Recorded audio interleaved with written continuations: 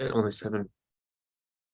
Good morning, everybody. Thanks for being here. Happy Tuesday. It's a pretty small looking group today. I wonder where everybody's at. Maybe we give folks just another minute or so here. I'm going to send a quick message into Slack. Oh, you didn't post the. Oh, did you post it? You didn't post the link. It's posted. Yeah. Yeah. Is it only 7? I'm only seeing 7, 8 people. Yeah, I'm a little confused too. Joel, can we just double check and make sure that, I mean, we can do this after, but let's make sure our powwow link is accurate and updated. Cool. All right. Well, let's go ahead and get this party started. So as always, let's kick off with brags, struggles, and gratitudes. So what are you stoked about and celebrating? What are you struggling with that you might want to crowdsource?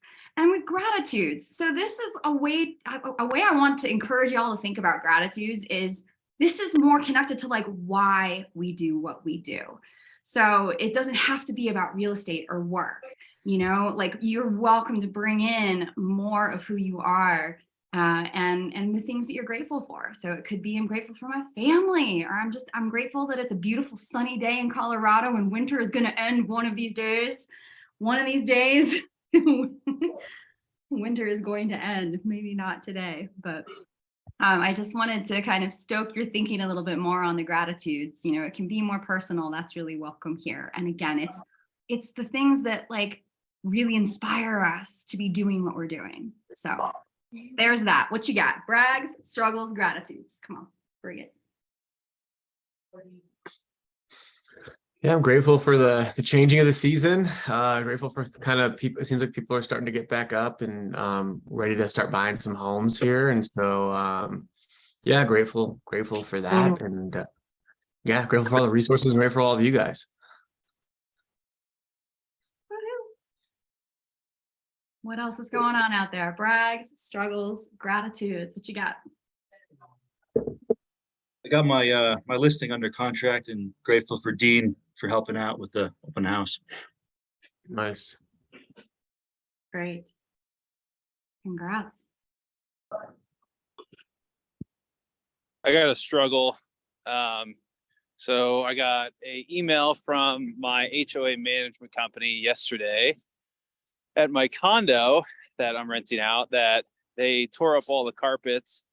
They're redoing the carpets and all the floors, and they realized there's asbestos in the drywall and they didn't realize it. So apparently there's a huge asbestos problem now in the entire condo building, and they have to evacuate the whole building. So I was on the phone with my insurance company yesterday where I need to place my tenant. So I had to put them up in an Airbnb tonight and potentially the rest of the week. They don't know how long this mitigation is going to take. They did like testing of the air yesterday and all the units. So we should know by tomorrow, but yeah, total gong show to say the least. So Dang. yep. Hey Kenny, who do you have for insurance and how have they been? What's up? Say that again. Sorry. Who do you have for insurance and how have they been so far with all this? Yeah, Liberty Mutual. I mean, I talked to him. I didn't file the claim yet because my deductible is $1,000. So it's like, well, if I only have to put my tenant up for 5 nights, most likely it's going to be less than $1,000. So why even file a claim? But apparently they said that they would cover something like that. It shouldn't be an issue, but we'll have to wait and see once I file the claim or if I do. So yeah, you'll have to let me know how if you do file a claim how that goes, because I guess I have a struggle with Safeco, who's owned by Liberty Mutual, and I would recommend to everybody to avoid them at all costs because they've been absolutely terrible with my recent claim that I've had to go through. They're not willing to reimburse me for like the full amount. It's been a battle the entire way. So they're just being real jerks, and they've changed my adjuster like 5 times. So just a warning, I guess, warning to everybody else if you're thinking about Safeco or Liberty Mutual because they're cheap. I've had really bad experiences with them so far. So. Well, I've got Safeco. I've got Safeco, and I got like $18K back. I was pretty happy with it. That's good. Maybe it's just my adjusters then. Yeah, it might have been your guy.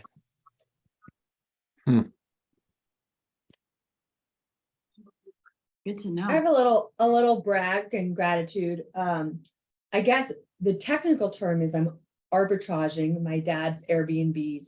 He's got some summer rentals up in Maine.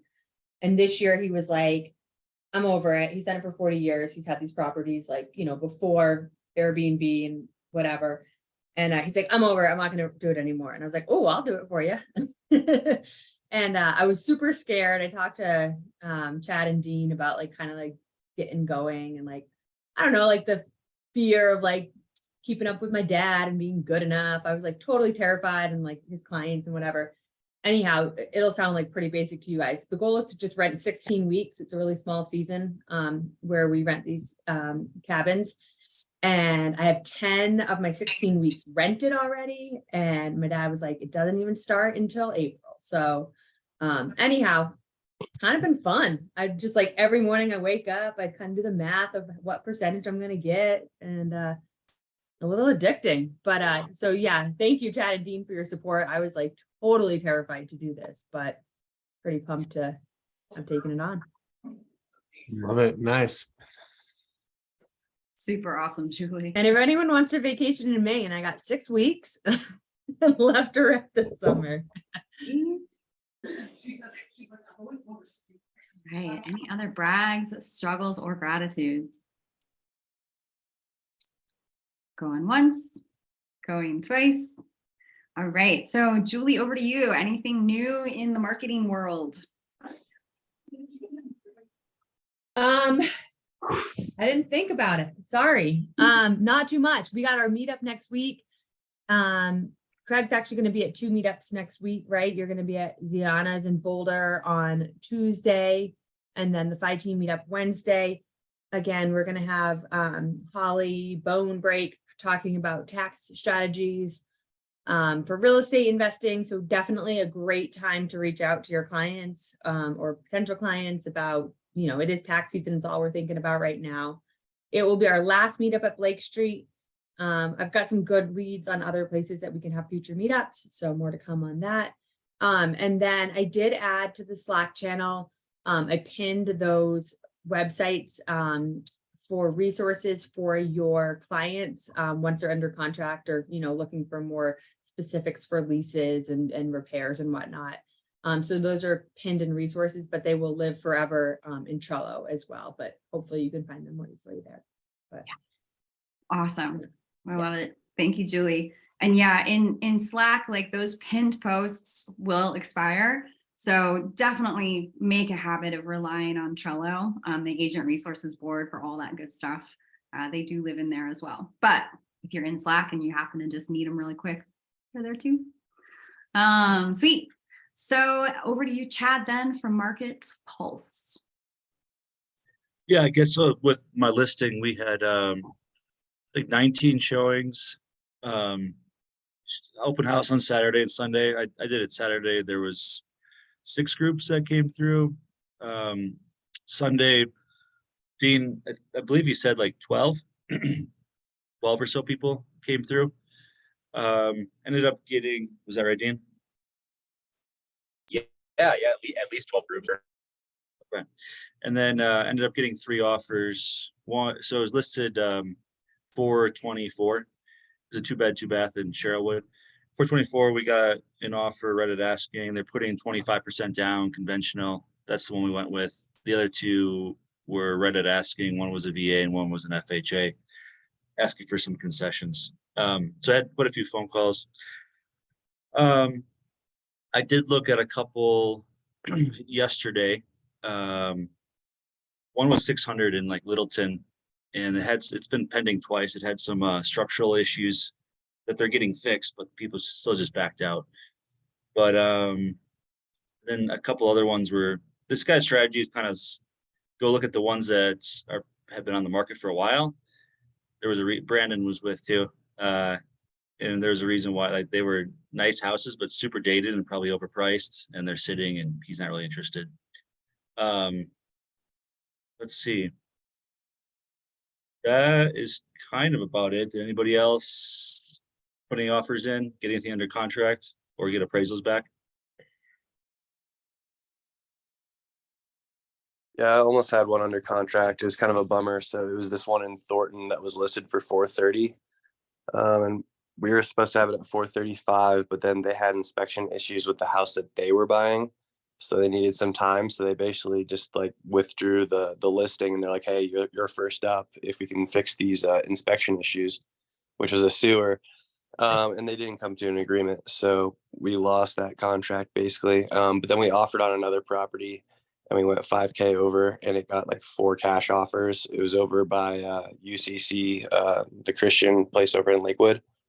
So yeah, that one was very competitive. So yeah, I'm seeing a lot of, competitiveness out there for sure. Chad, to your point, like I didn't look at any houses this past weekend, but me and Michaela's strategy to get our next house was, look at the houses that have been on the market for a while. And like, even those houses, like we've gone back to look and just see like where they're at, and, they're off the market. It's like they were sitting for 3 months, and then literally all of a sudden over the last like 3 weeks, they're just going like super quick. So it's just, and the price hasn't changed. It's same price that it was in January for whatever reason. 2 months later, now they're all going. So Yeah. It's really interesting. Yeah. I mean, the spring, summer. Yeah, Definitely we picking put up. an offer too on this condo, and we put 5 over asking, and yeah, we lost it too. So the listing agent said someone came in a little over that, and also they had a 50% down payment. So Are you guys making sure to call each, like, when you submit an offer, like I'll call them, make sure offer is like upfront, and then like, whenever the deadline is, I'll call them before, like a few hours before the deadline, and just say, hey, where are we standing? And then potentially even resubmit. Do you guys all do that? yeah. Okay. Yes. Because that's been huge to help on conversion in my experience, is like, all right, we'll resubmit at 10K, like 10K higher than we did. Cause like usually the clients don't care about a little bit. As long as they can actually afford those prices. Yeah, it was like for my clients, it was actually on top of their budget. So like, yeah, it was the max they could offer. And also they only, like putting less than 3% down payment. So I see. yeah. Cool. Yeah. Anybody else have anything? Any appraisals back? Taylor Thompson, did you, I know you did that open house, I think on Sunday. What was the traction like there?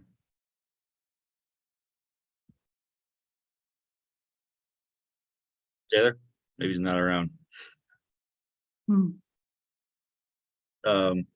find out another time. Yeah.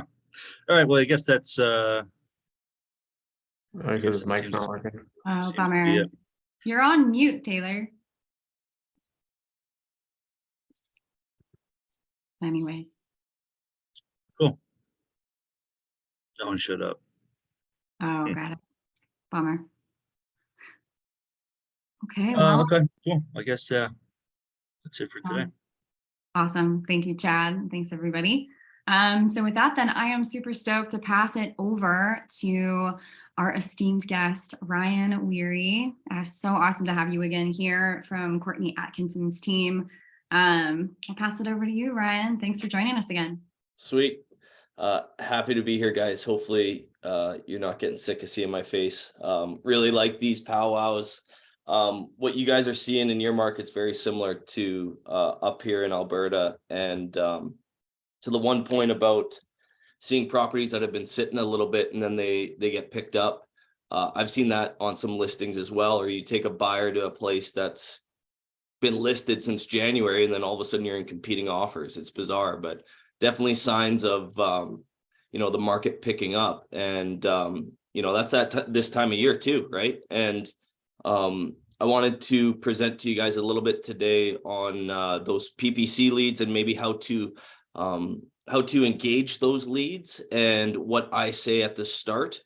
And the beauty of the way, at least I like to operate my business, is like, I don't need 20 different scripts. Like I need 1 or maybe 2. And as long as we can master those, then it's very easy to tweak them moving forward and make little adjustments depending on what the market's doing or excuse me, or your comfort level with each script. So I'm gonna share my screen here. Bear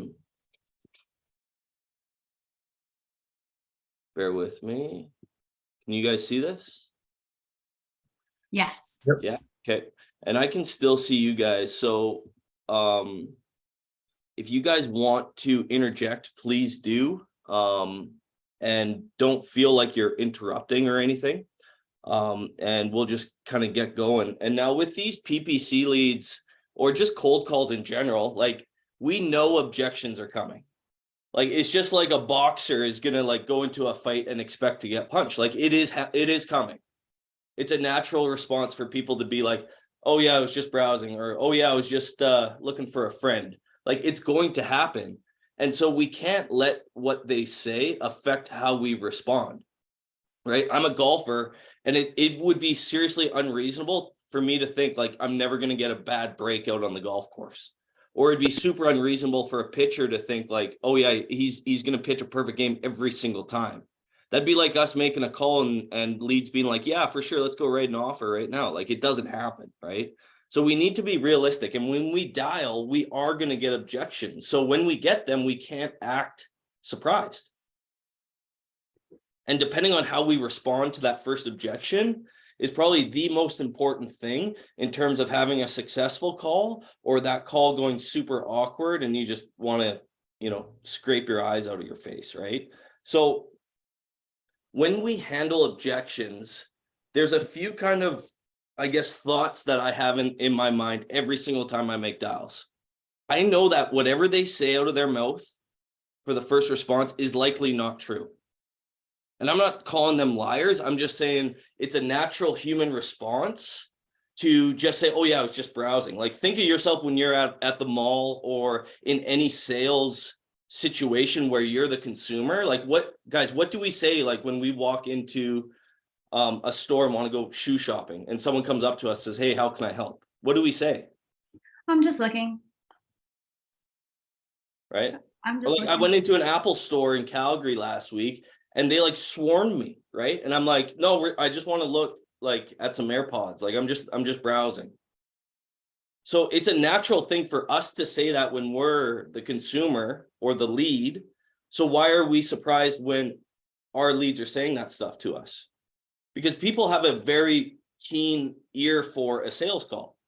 As soon as they sense sales resistance, that's a natural thing for them to say, oh, just browsing, or, oh yeah, just, the website made me sign up. Like there's whatever they say is just going to be an excuse.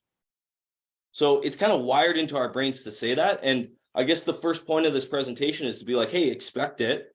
They're going to say that. And whatever they spit out of their mouths in the first 30 seconds probably isn't realistic. So my opening script, guys, and it's not so much what we say, it's how we say it. If that makes any sense? Just like I don't coach or train people if I'm sitting down at my desk, right? Like I just don't feel right. Like if you can be standing up, it's ideal, because these dials that we make, I want to squeeze as much juice out of them as possible. Like if I'm taking an hour out of my day to make dials, I want it to be a useful hour. I don't want it to be a waste of time. And through our entire business, we should be looking at these time blocks the same way. So I want to make sure that when I do make a dial and a human being picks up the phone, that I'm stacking the deck in order to succeed and hopefully convert that to a paycheck down the road. Okay. But if I am half asleep, sitting down at my desk with my shoulders tucked like this, having my first coffee, I'm going to sound like shit is what I'm going to sound like. Okay. So it's a very, very basic script, guys. And I'm going to say it to you guys, and then we can unpack it a bit. So when I make a call, it's ring, ring, the lead's going to answer, and then I confirm their name. I'll say, hey, is this John? And then John will say, yeah, it is. And I'll say, hey, John, this is Ryan Weary with the Atkinson team at eXp Realty here in Medicine Hat. Hey, John, I noticed you were checking out some properties on my home search website. Hey, John, I wanted to say thanks for that. And tell me, when are you thinking about making a move? Like I could literally be in a dead sleep and repeat that over and over and over and over. Like I could be driving on a highway and I can say it just like that because I've done it a million times. So what are some things that you guys noticed there? And I know it's up on the screen, but what are some maybe differences of what you've been doing there?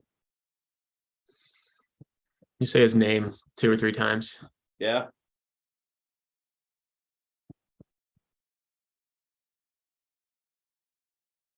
Not asking them how they're doing, just getting Yeah. to it.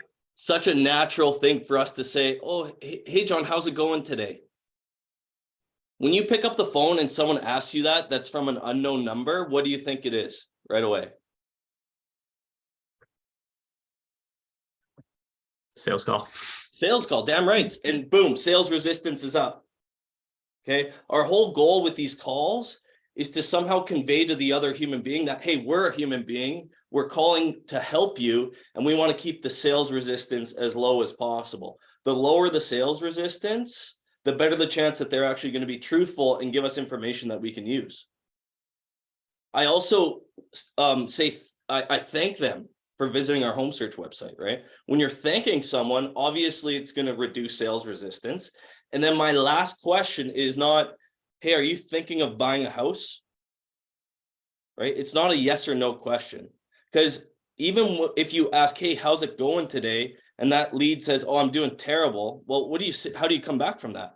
Just shot yourself in the foot, right? So that's why I don't have any pauses in here. And that's on purpose. It may be a little longer than you think, but I want to thank them for signing up or for visiting my home search website, not my home search website. And I want to move into timeline right away.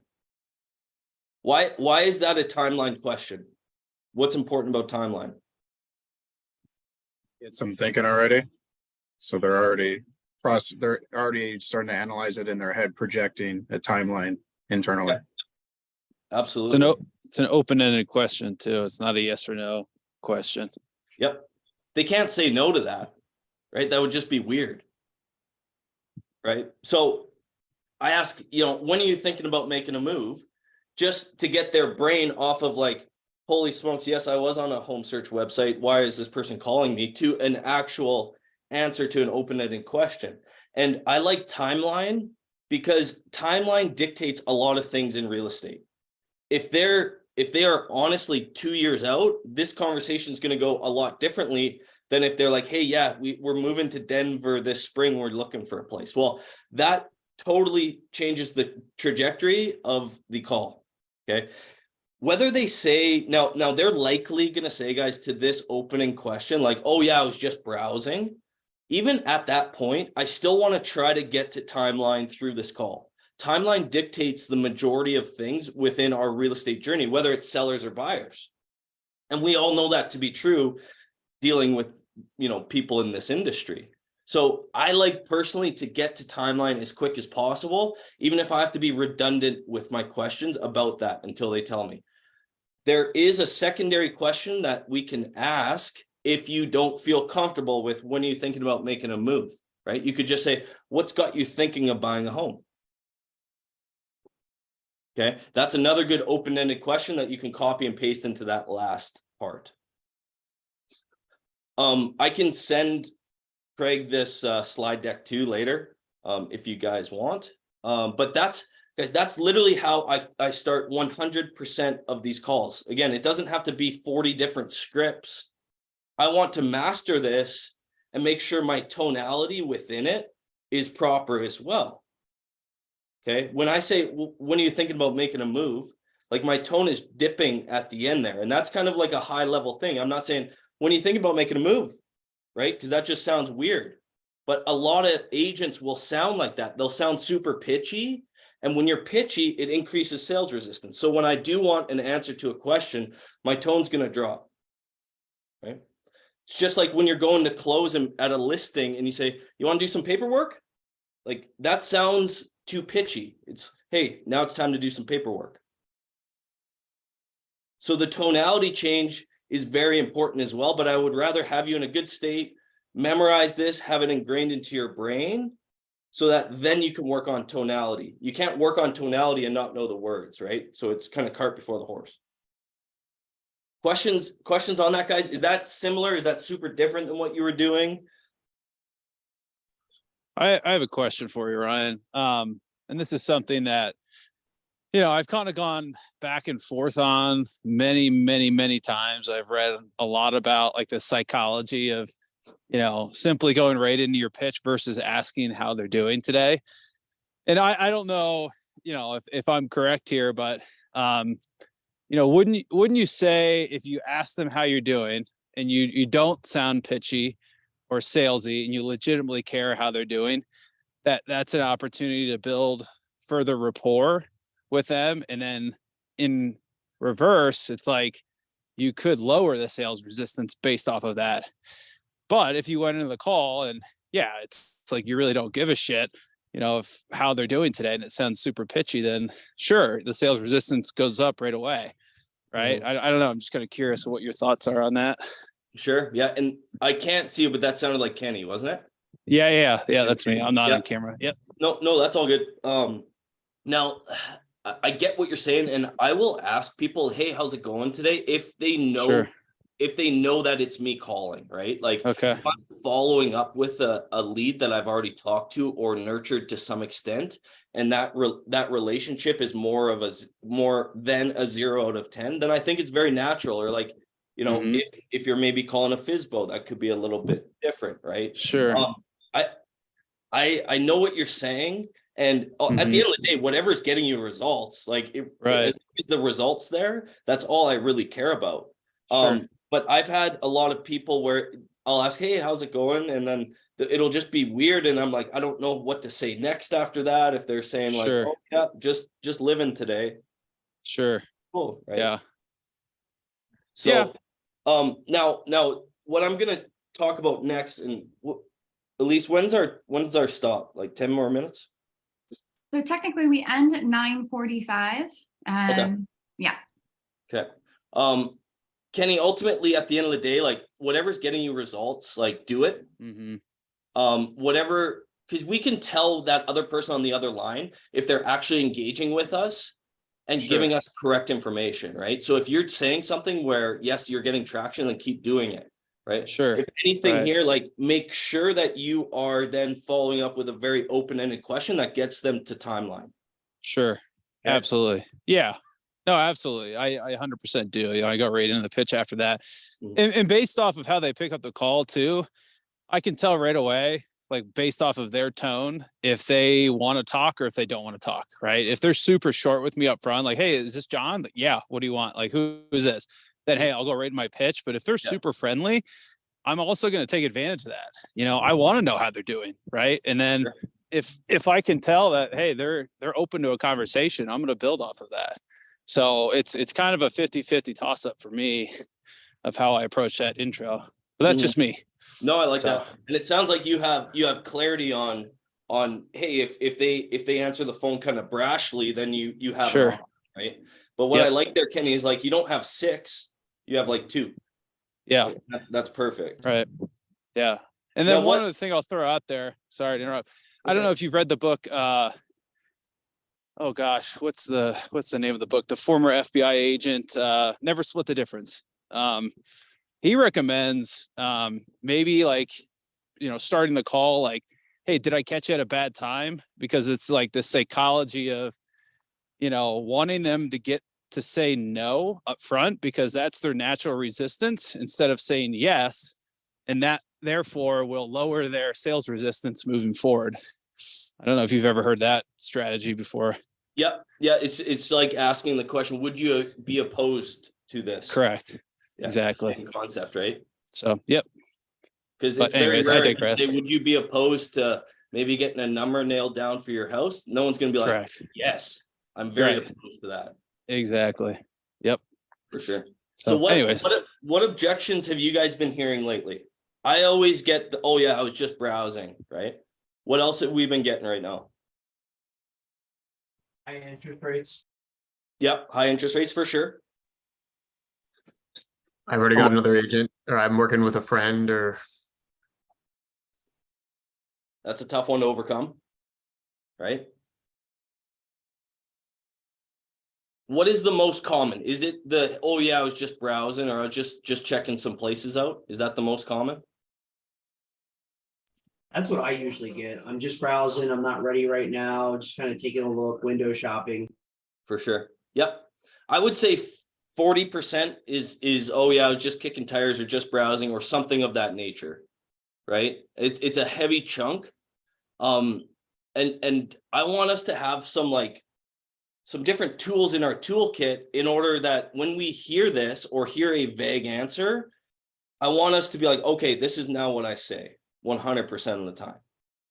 Now, what I say is a templated response. It's ingrained into my mind. Again, it's just, if someone says, oh yeah, I was just browsing, the website made me sign up. I don't know what that was about, right? I say, oh yeah, I totally understand that. Like the majority of people that I talk to in a day say the exact same thing. Hey, listen, I help folks purchase property anywhere from, 3 months out to even 3 years out, believe it or not. Where would you consider yourself in that timeline? Notice that it's not super crisp. Like that's on purpose. Like I'm trying to chuckle a little bit like, hey, yeah, like you're not the only one that's told me this.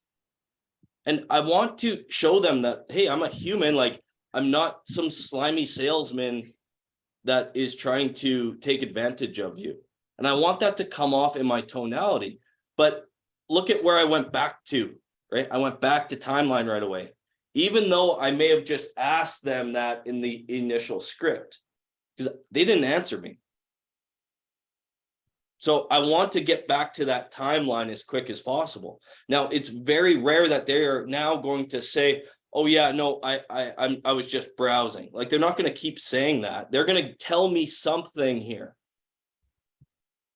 And if you just follow that opening script and this templated response, I would argue it almost doesn't even matter what their objection is at the start.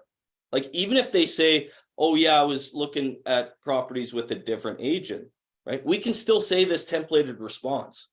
Remember guys, like I am going into this thinking like whatever they tell me early on likely is not true. Because if they were in fact working with another agent, why the hell did they sign up on my home search website? Now that might be true, but they haven't bought a house yet. Maybe they don't even have paperwork signed. Maybe their cousin's an agent somewhere else and they've just been advising them. I don't know enough yet. So all I'm trying to do in this initial call is crack open that can to a point where they start giving me information, and then I can ask more questions about the information that they're giving me. So it's that simple. Like it's not really rocket science to me anyways. Like I say this at the start, basically whatever they say, if it's some type of an objection, I have something similar to this script. Hey, I totally get it. I hear that a lot throughout the day when I make these calls. I help people move anywhere from 3 weeks to 3 months to 3 years down the road. Where would you consider yourself in that timeline? And I'm dipping my tone at the end too. Make sense, guys? Yeah. Oh boy, lost it. Give me a sec. So, and I'll quickly rip through this. I know that's a lot just in 15 minutes, but my whole aim here, guys, is to eventually get like a 4-to-1 ratio of them talking to me as opposed to me doing all the talking. Early on in this call, I'm going to be doing most of the talking, and I want that to flip really quickly. That's the whole point of asking really good questions, so they start talking to me, right? If I can get a 4-to-1 or a 3-to-1 communication, and we can sense that if they start talking about their family, why they're moving to Denver or wherever you're at, well, that's good. Like, let them go.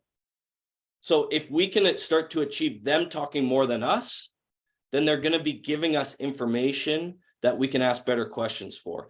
All this is, guys, is trying to ask really, really good questions that are open-ended so that they give us more information. We need to be problem solvers for these people. The only way to solve their problems is to figure out what those problems are. So there's a few frameworks that I like to base questions off of, essentially. And the first one, I mean, you can use this, and you can use these anywhere, not just an initial call, but in any part of the timeline of buying or selling a house. The best one, I probably say this 20 times a day, is tell me more, right? If I ask that question about that timeline and they say, oh yeah, probably like a year out or something, I'll say, well, tell me more about that. What's important about a year? Like when you preface it with tell me more, we're just stacking the deck for them to be truthful. That's a very non-invasive way of being like, I need you to tell me what the hell's going on in your life, right? We can't say that. So we need to frame it in a way that's comfortable for them to give up information to essentially a stranger on a phone, right?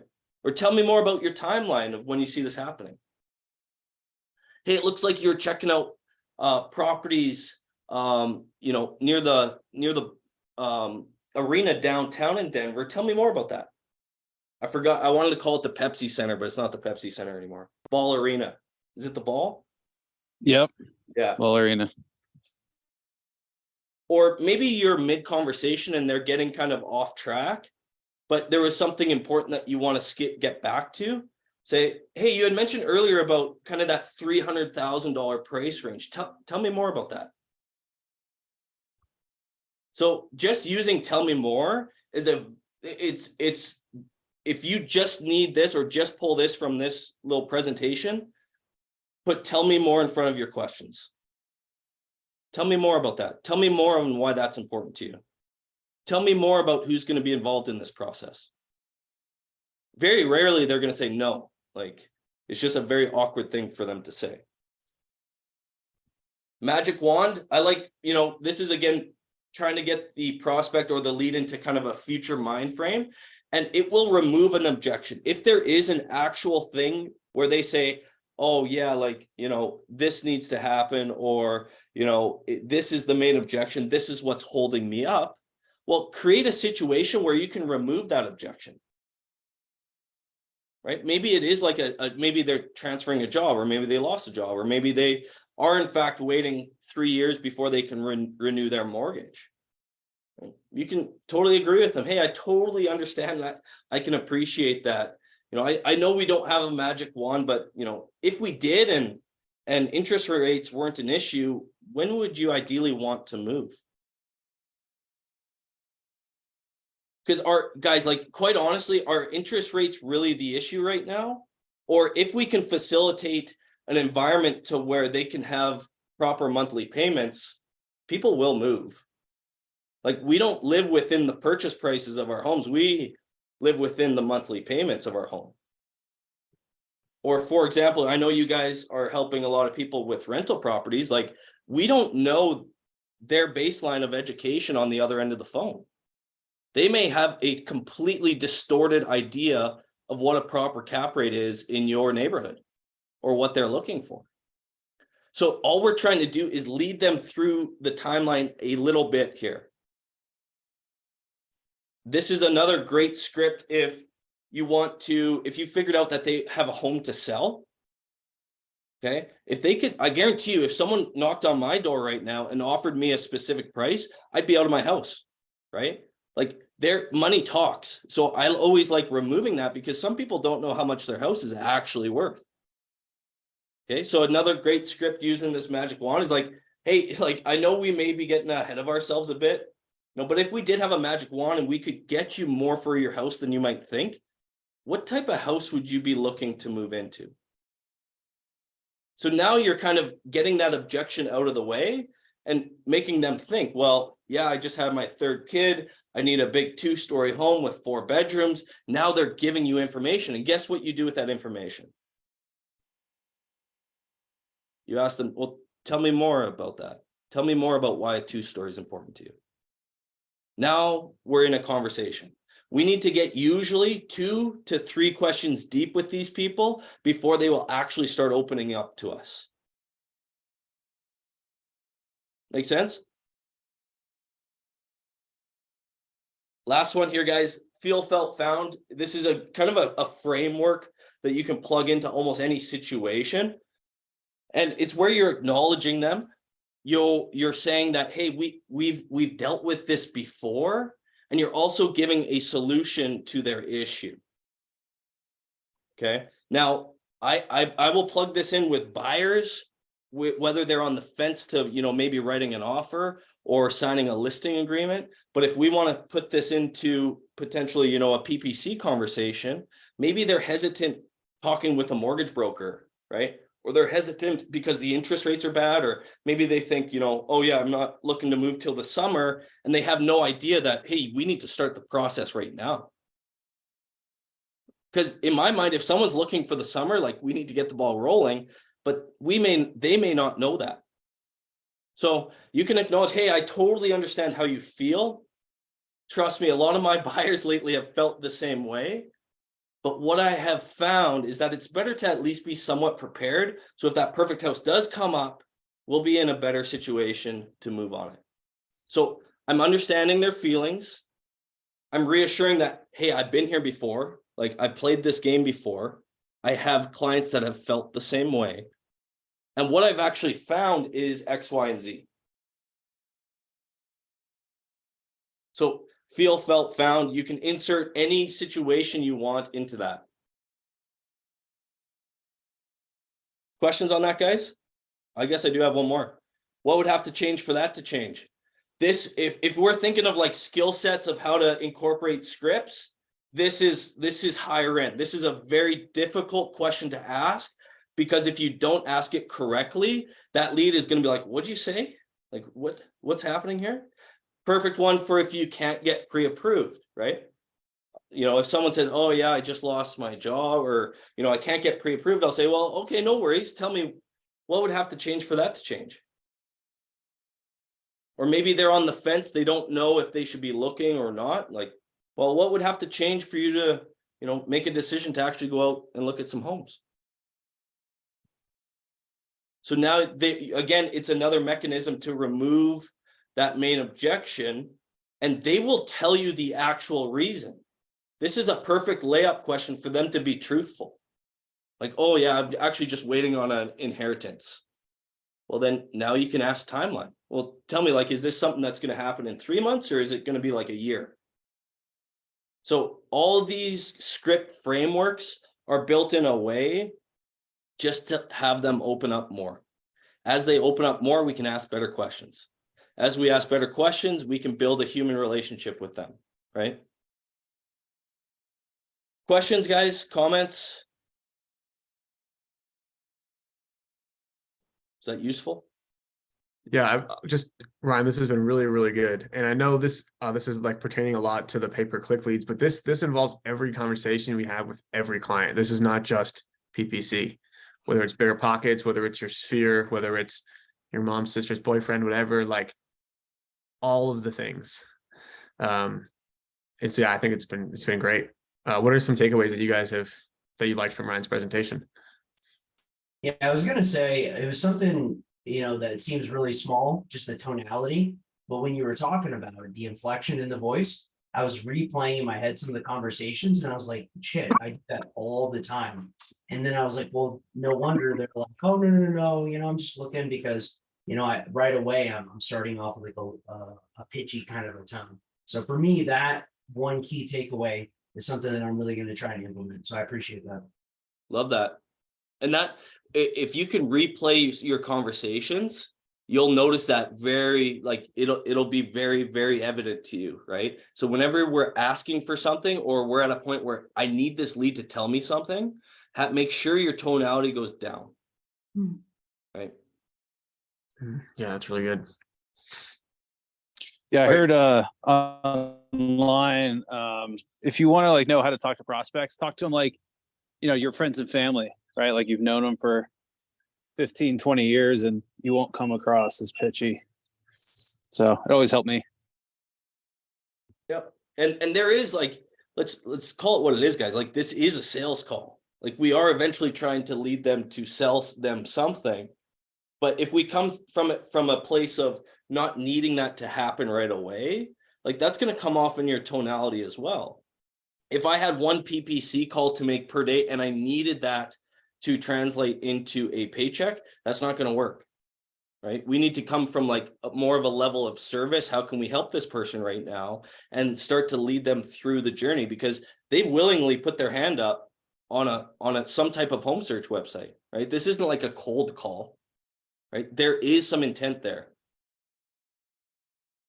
Yeah, the pauses with certain words that you were planting the seeds to trail them into it was pretty on point too as well. Mhm. As I'm thinking about this, another good way, if a person answers the phone and they're like, oh my God, I can tell you're a realtor, I don't want to buy a house, like just call it what it is. Say, hey, listen, like we're not buying any houses today. I'm here to help you. Like, that's another good one to try to bring sales resistance down too. Like, hey, we're not buying or selling anything today. What do you think, like, when do you think the pauses come into play, and like where are they good? Is it like right just after a question? Yeah, if I need a response, I'll just it could be an awkward long pause too, right? Is there any intentional pauses like mid script or mid sentence, or like no, you just want to get through those, No. right? Yeah, and I might add some chuckles like this, just to try to make it more humanized. I don't, especially with our newer agents that we're training, like they literally have to start with like a script and read it, and you can't have any personality come through that script, right? We all know when like AT&T or TELUS up here calls us and we're like, this person's just reading a book.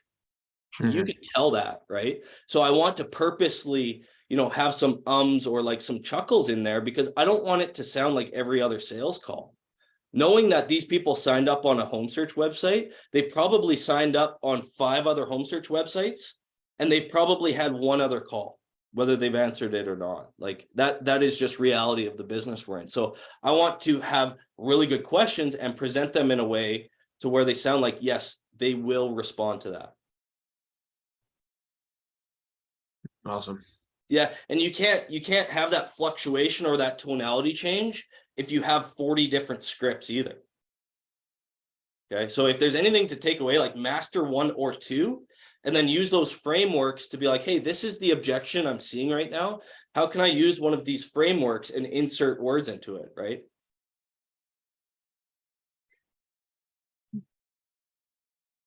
Love it. Cool. This is awesome. Once again, Ryan, thank you so much. Any other last questions or comments real quick before we wrap things up? Yeah, guys. So as you guys already know, I've said it a million times already, but Courtney's trainings right every Tuesday, Wednesday, Thursday, 11 a.m. Mountain Time. So later today, there'll be some more of this stuff. And like, this is, if there's one thing you're going to do, one thing is actually making your calls. And the second thing is converting them. That's the most important thing. And so getting on these trainings, getting these scripts in your head and just making them second nature, like it is for Ryan. And Ryan is pure evidence that you closed how many deals last year, Ryan? I was at 70 deals last year. So it's 100% possible. We're giving you everything you need to get there. We just got to execute and get trained up. Today at 11, I'm calling FSBOs. So ask me how excited I am for that. How excited are you for that, Ryan? I'm scared. The scared feeling never goes away. I had a quick question, Ryan. So one thing that, I don't know if I struggle on, but I'd like to learn more about is like, and I don't know if you're going to be on next week's powwow to kind of further discuss, but kind of how to close that initial conversation, how to set the appointment, what word track, all that good stuff. Perfect. Love that. If that would help you guys next week, I can focus on like, hey, you've had a good conversation. How do we get this person into action? If that would help. Absolutely. I know it would for me. Cool. To help you not to get friend zoned with a lead, right? Because that happens. Right. You have a good conversation and you're like, okay, have a good day. And you might lose some traction there. Awesome. All right, great. Well, thanks everybody for showing up and engaging. Thanks again so much, Ryan. It's awesome to have you here. And get out there. Have a great week, guys. We'll see you on Thursday for accountability.